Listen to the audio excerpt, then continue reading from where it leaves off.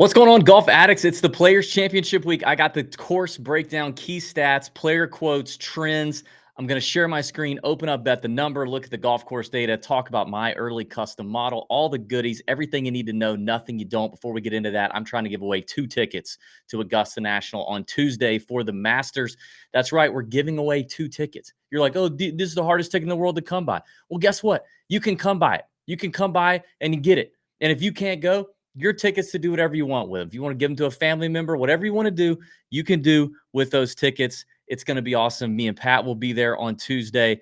And this is how you get it done. If you're a Discord member, if you're in the Nut Hut already, you are already entered into this contest. If not, you have got to join the Discord and get an annual membership, not a monthly, an annual membership. It's $199.99. Trust me, it's the best golf betting community around. People winning money left and right in golf.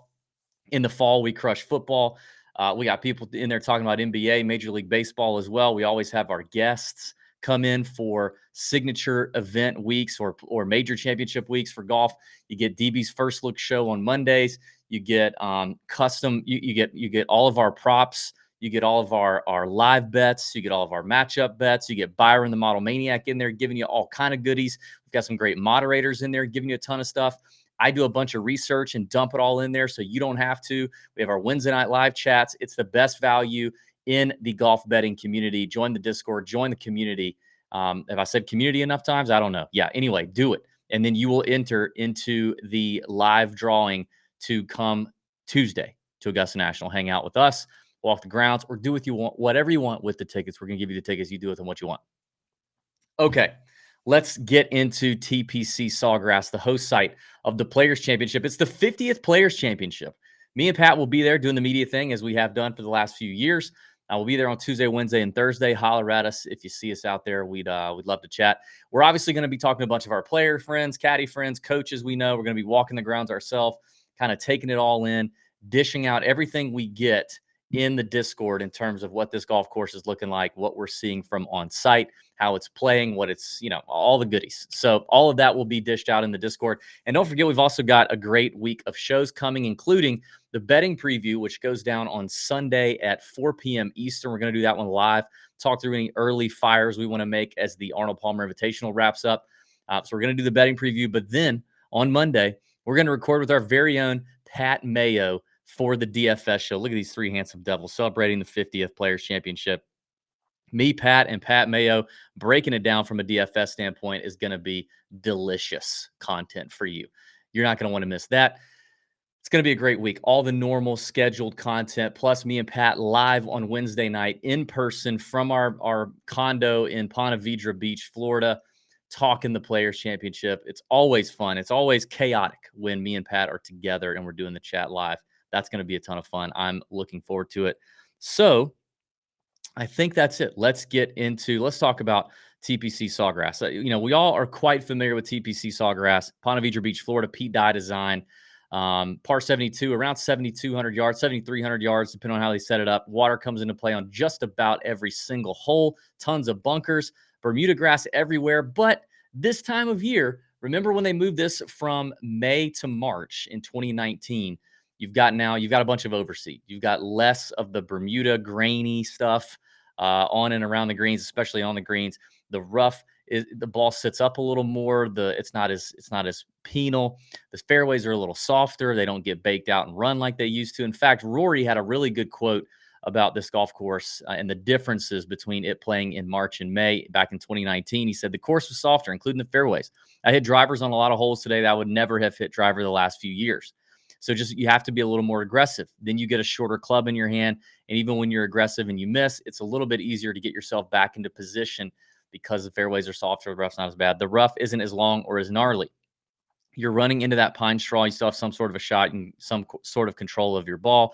And when you miss the greens, you're not having to contend with that grainy Bermuda. You're not having to guess how is this going to come out or whatever. So it lends itself to more aggressive play. I don't know if this course is easier or not, but because I think it's playing longer and I think it should all even out. But I definitely like the golf course the way it is in March. Rory likes it better in March. A lot of players don't. And since the move to March, well, in 2019, Rory won at 16 under at 14-1. It was canceled in 2020. We were there the day the world shut down for COVID. Hideki was your first round leader, and then the chain smokers took us all into COVID. It was ridiculous. 2021, Justin Thomas won at 14 under at 20-1.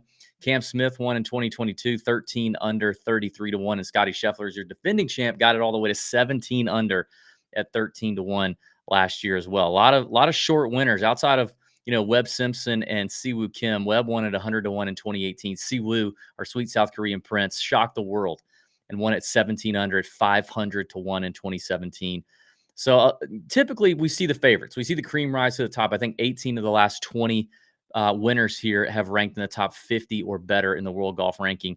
You tend to have it coming into this place. That is for dang sure. So, like I said, tough Pete Dye track, even for the best, there's water everywhere, bunkers, penalty shots all over the place. And it I don't think it makes a whole lot of sense to evaluate this golf course prior to 2019 when it was in May. It's just a different course. Justin Thomas literally said it is like playing two different golf courses. It does test every aspect of the game. It tests you to think strategically, which Pete Dye does. I've played this course. Me and Pat played this course in April one year.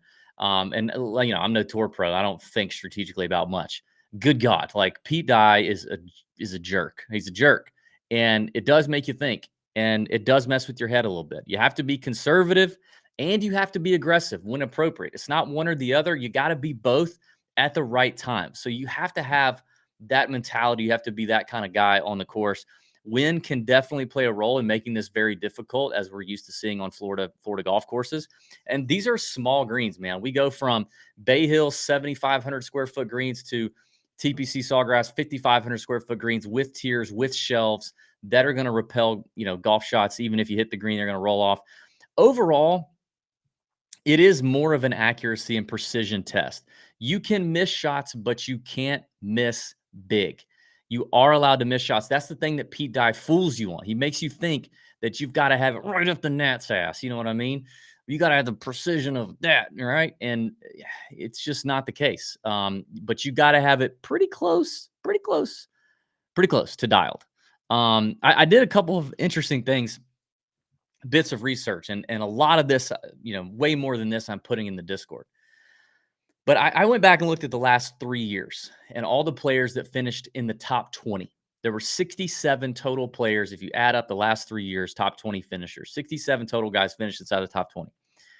And 27 of them, their best finish ever or in the previous 5 years at the Players Championship was a T45 or worse. A lot of them missed cuts only. That's it. So 27 of the 67, horrible course history. Horrible. Now, what I also found interesting was 13 of the 27, nearly 50%. I'm really good at math. 13 of the 27, of those 27 that had that poor course history, finished in the top 20 the year that they did it, with a top 10 or better finish in the previous 5 weeks leading up to TPC. Top 10. Form matters way more than course history. Don't get wrapped up in course history. Like a lot of these Florida golf courses, you will see the occasional outlier of a guy who just does really well at this place over and over again. They're out there. They're few and far between. But you will see way more of psycho finishes at the Players Championship. Miscuts, T9, T48, T4. It's just like, it's all over the place, but form matters more. You've got to be in control here. That doesn't mean you're immune to the trouble that lurks at TPC Sawgrass with the penalty shots, with, one bad swing could cost you so many golf shots. And then, if you have that one bad swing, let's say it's on 17, and then you're a mental midget and you're pissed, that's going to affect your drop zone shot into 17. And then you get to hit what I think was the hardest golf shot on the golf course, which is the tee shot on 18. That shot was hard for me. With water all down the left. Like, you've got to be able to mentally overcome not just what Pete Dye sets you up for visually, but then when you get punched in the mouth, which you will. Even if you're winning the tournament, you are going to get punched in the mouth at some point by TPC Sawgrass. Can you bounce back? Can you grind? Can you have the mental fortitude to get on with it? and to do the dang thing. That matters a ton here. But you got to have some form coming in. Now, I did a whole lot more analysis on those 67 players. I put a bunch of it in the Discord.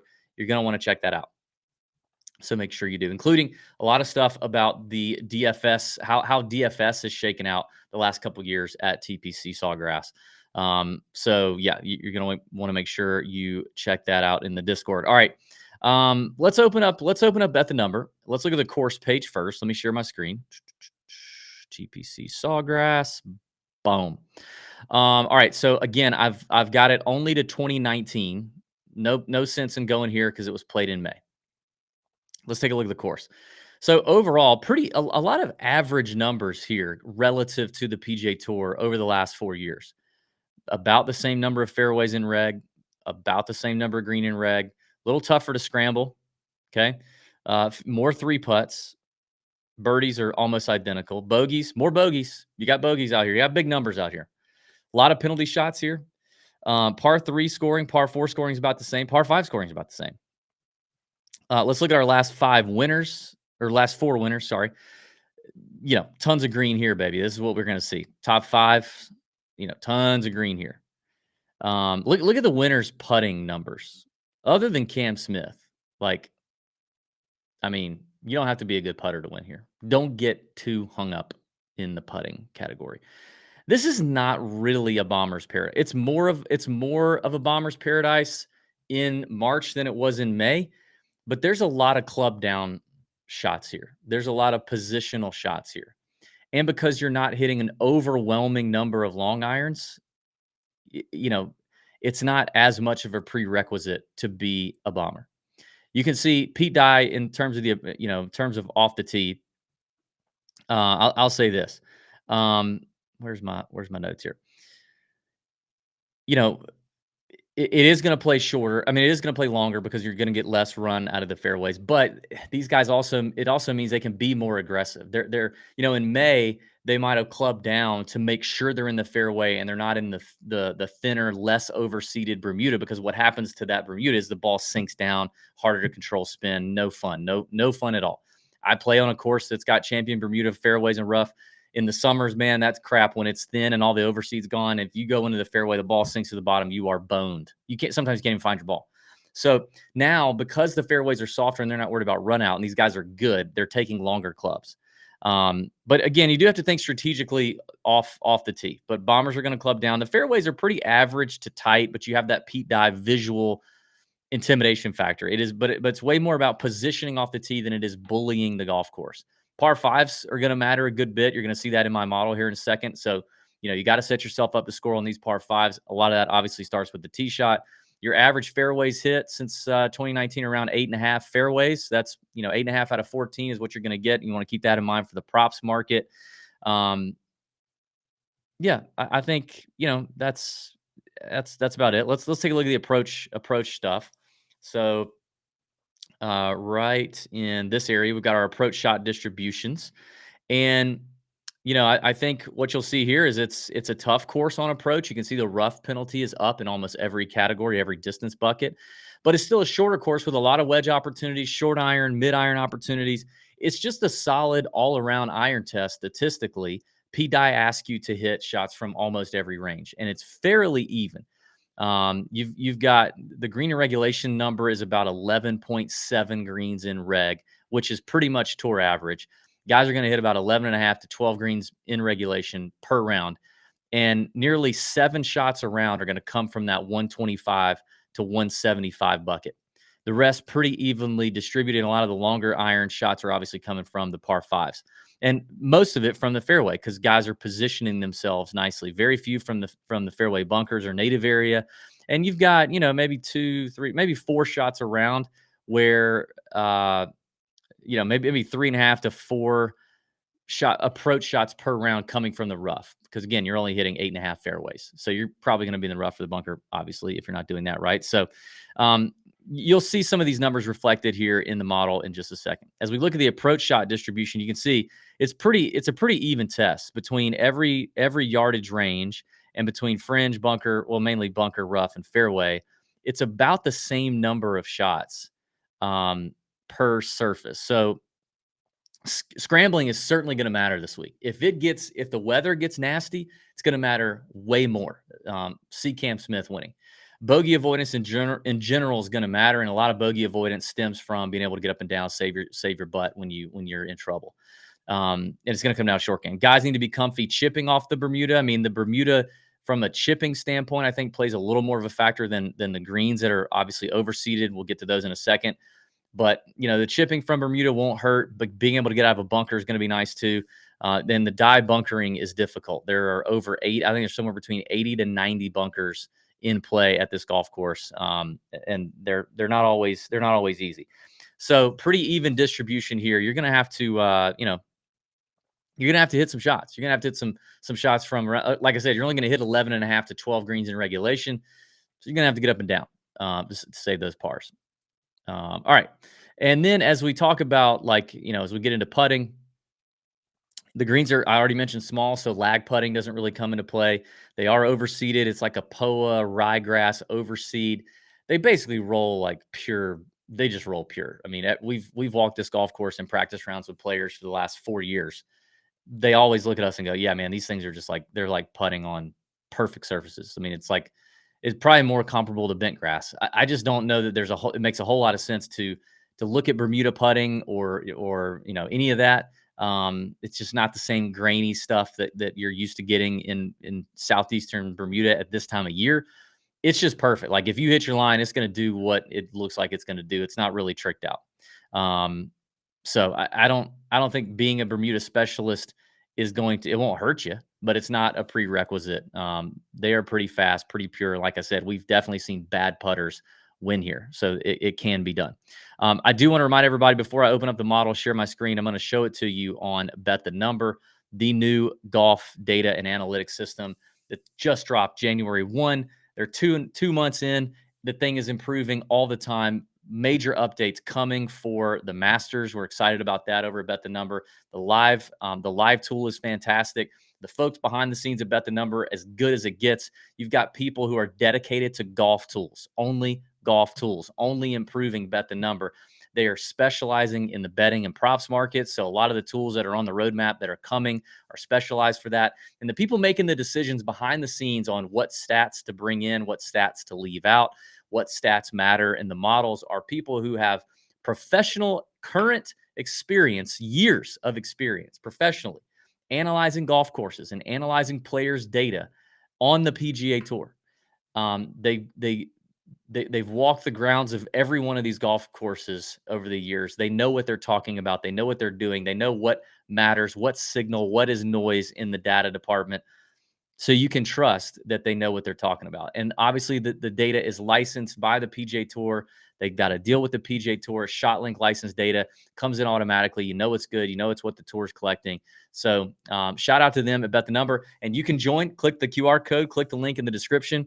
And if you use code TJ, you get $5 off your monthly membership or $50 off your annual membership to Bet the Number. However, if you are a Discord member, listen, there's a whole lot of reasons to join the Discord. If you join the Discord and you pay the annual fee up front, you get put into the drawing for the 2 Tuesday Masters tickets.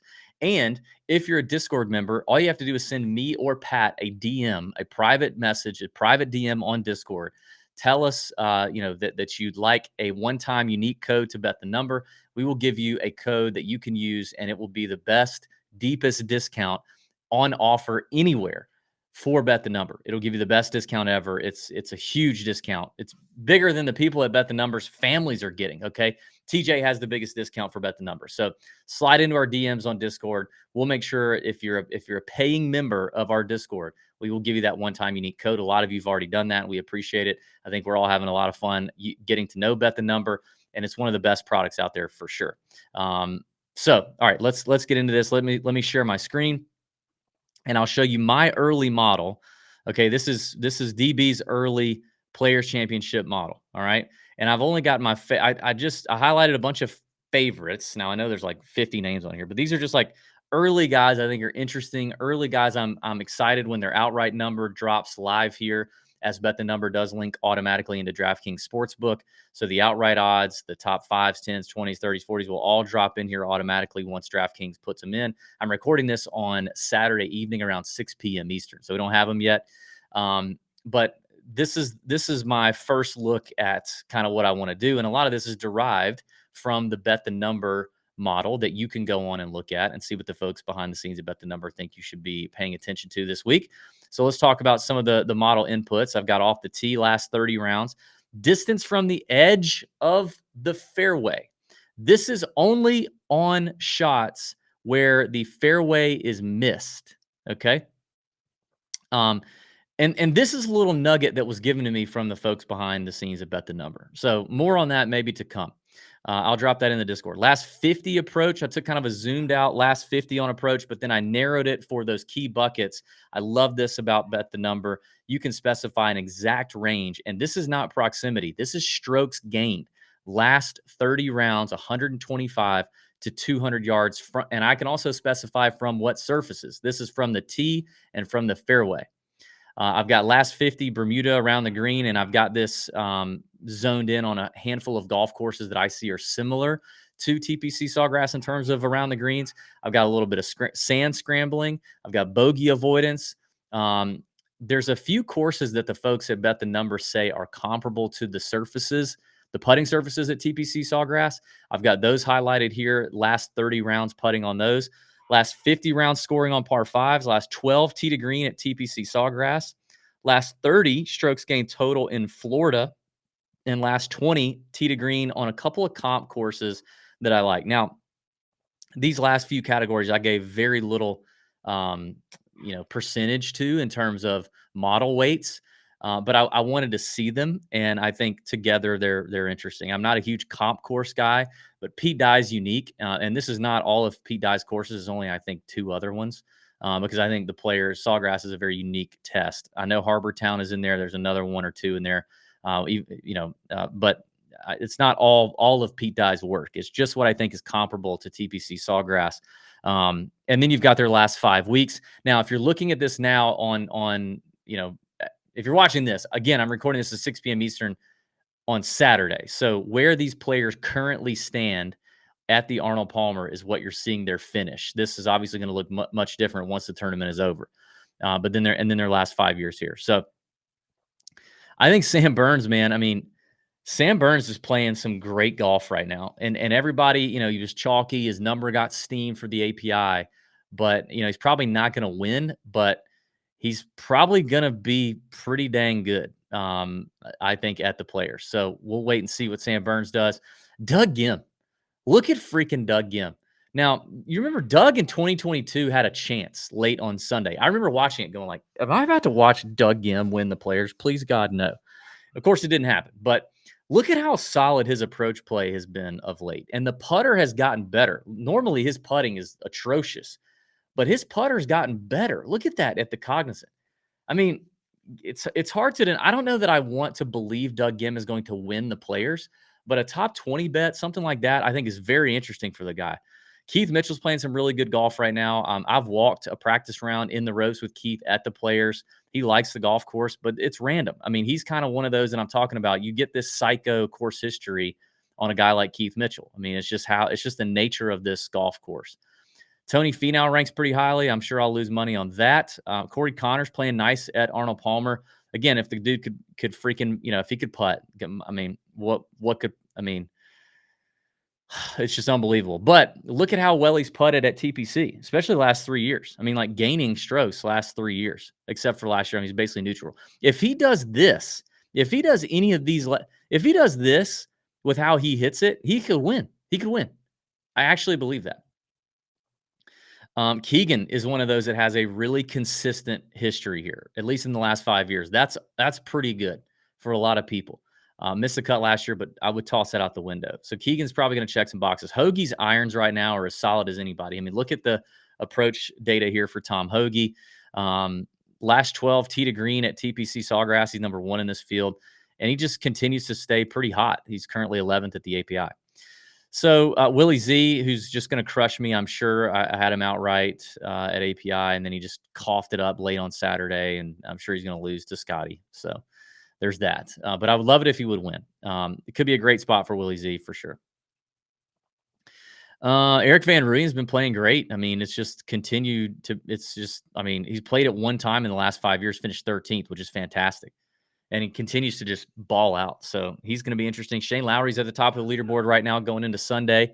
Could he keep up the solid momentum? These are all guys in hot form, which again I think matters more so than anything. Wyndham Clark's near the top of the leaderboard doing his thing.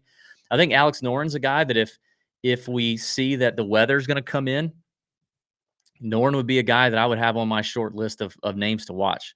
I just feel like he's interesting. Old Tommy Ladd. What are people going to do with Tommy Ladd after he made what do you make, like an 8 or a 12 or something at the API to completely eject? But like Keegan, a guy with a really good record here, can he figure it out? I don't know. Something is awry with Tommy Ladd. JT, we know JT can win here. We know he can win here whether it's good conditions or bad conditions. He can play well here, and he's playing well at API right now. Andrew Novak, like, dude, you talk about a guy who's crushing it with his irons right now, a little bit like Doug Gim. Like, I see Novak as probably an automatic top 20 bet for me because he's going to be long. He's going to be 4-1, 5-1, top 20. Novak could totally do that. And if you follow him on Twitter, he's got a little chip on his shoulder about getting into these events and why he wasn't in the API. He should have been. I think Novak is in play. I really do. I think he's in play. Who else? Russell Henley's near the top of the board, playing nicely. Very accurate player. We know that. Jaeger, English is at the top of the board at API at the moment, 6th as it stands today. Jason Day, past champion, playing really well. Flatlining a little bit at API when a lot of people had him, including me, but it is what it is. Sung Jae bucking his head at API. Could he do something? Has Sung Jae found it again? I don't know. Who else? Minwoo. Everybody wants to see Minwoo cook, but that means he's gotta do something he normally doesn't do, which is hit really good irons. He did it at the Cognizant, almost got it done. Anyway, that's the first look at the model. Hope that helped. Don't forget to get in that Masters contest. You got to join the Discord, support our friends at Bet the Number. Check out the betting show that drops Sunday, 4 p.m. Eastern live, and the DFS show with Pat Mayo on Monday afternoon. It's going to be a great week. We'll be out there. Hit us up if you're at TPC Sawgrass this week, and you're not going to want to miss the chat on Wednesday night. I can tell you that. All right? May your screens be green and bend over your bookie. See ya.